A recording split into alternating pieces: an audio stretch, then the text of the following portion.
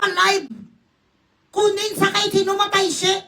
Nagambal lagi ng kapatid mo tapos may ebidensya. May ebidensya ang lahat na nakatrap doon. Sa Senate, nag-aligi dito ang imo nga mga backup dancers bilat si Iloy nga kabataan ni Lucifer. Kamo ang mga 666 bilat si Iloy sa Pilipinas. Kamo ang kauna-unahan naging paskilan di beauty puta QR code nyo 666. QR code nyo 666 Antichrist.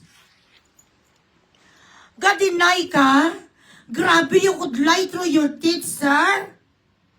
Nung lumabas ang anong kitsa ang nagay mo ya BBM. So, ibig sabihin, dahil sa salita mo nung nagantay ka, lumabas ang sa Supreme Court, sinabi mo umalis na kayo dyan. So, ibig sabihin, nag-utos ka sa kanila na tumambay doon at kunin si Bato. Correct? Balikan natin ang salita niya. So, ibig sabihin, on guard kayo, they were there. Why are they there, sir? Why were NBI there? Isn't it that you made a compromise? So, alam mo pala.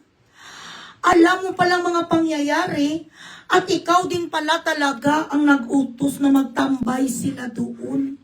Nauhuli talaga, hindi ka talaga marunong Bilatsing Iloy.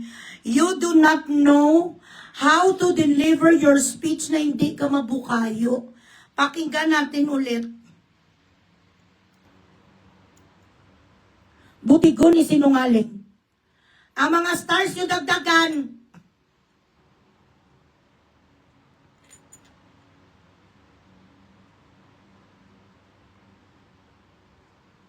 Magandang gabi po mga minamahal kong kababayan. Magandang gabi po mga minamahal kong kababayan. Detachment na nandun talaga at may hawak ng mga mahaba si Senator Bato. Ariya, pakinggan nyo ha. Mangumango ka At isa kitsa. pa, ay nais kong maibida sa inyong lahat.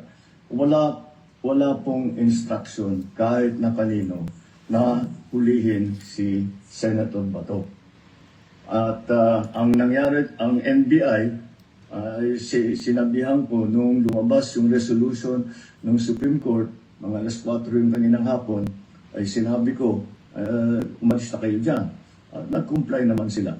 Kaya nung kausap ko si Director Matibag, sabi niya walang NBI doon, nandito lahat kami sa opisina. Okay. So, ibig sabihin, while waiting for the Supreme Court, naka-ready ang imo nga NBI. While waiting for the so-called solution or resolution of the NBI, nandoon ang iyong 666 Antichrist group of companies, sir. Dahil, according sa iyo, na nung lumabas ang sabi sang Supreme Court na 72 hours you have to comment, ang salita mo kay Matibag, umalis na kayo dyan. So, nandoon sila. Tama? Sinagot ka ni Matibag na numero 1 din kasi nungaling na walang NBI doon. Sino itong mga yudiputa, itong nakabes ang NBI, sir?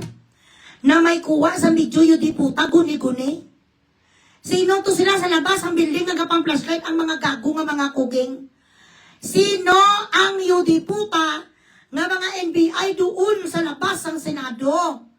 Guni-guni to sila, sir. Ay, grabe ka. Ngayon, ang inyong ginawa na logistics palpak. Palitan mo si Matibag dahil si Matibag gunggong. Abogado na saya. Wala na sa na-training. Wala na saya ng training Bilatsing Iloy sa mga mista attack.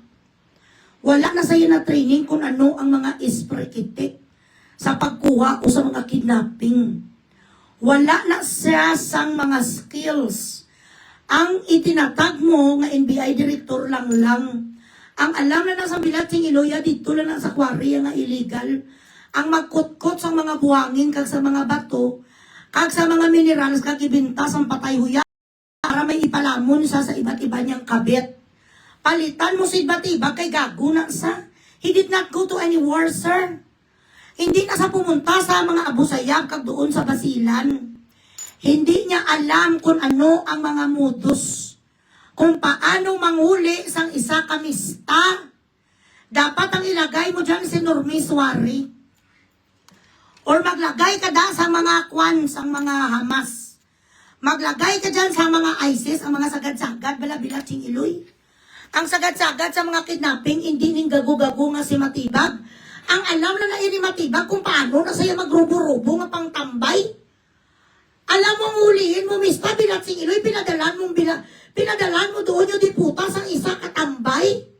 Pang MMDA lang ang gago nga si Matibag, BBM.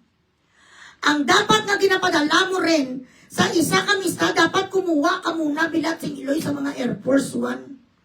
Mga Air Force ng Amerika, balay combine mo sa mga kawali ni mga army ni Bin Laden. Bilat sing iloy, ang NBI sa mata sang mista, kung ang mista Avenger, ang ibong gipadala nga mga NBI, ang mga UD puta nga mga isprekitik.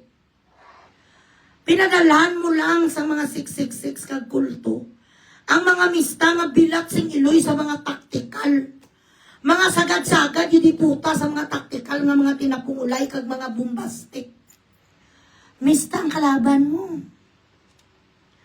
Sagad-sagad yung mga yudiputa, mga mountain rangers na sila. Nahuhuli gani nila ang mga santirmo kag ang mga kapre sa bukid. Alam nila paano magtago, gapakuno-kuno sila sirum-sirum. Gapakuno-kuno nag-transform si Senator Bato nag-transform siya sa isang Harry Potter, hindi nyo sa mahuli. Dahil alam ni Senator Bato mag-transform sa isang guni-guni at isang palaka, si Matibag bilat sing iloy nag-depend ka sa kanya. Ang alam ni Matibag, yung diputang magtungits. Ipadala mo doon bilat sing iloy sa mga men in uniform, yung diputa, mista. Nga ang mista kahit ilagay mo sa bundok ng isang taon ang kinakain nila diputa, uod, buhay. Kumukuha sila bilat sing iloy isang part sa ginagawa nila inasal. Ginagawa nilang part sa skin nila kinakain nila for survival. Tapos pinadalan mo sa mga bilat sing iloy na NBI na ang alam nila nga laro, tungits. Kung hindi ka binaman lang. Tapos kayo umalis na kayo dyan, sabi niya, so ikaw din pala nag-utos.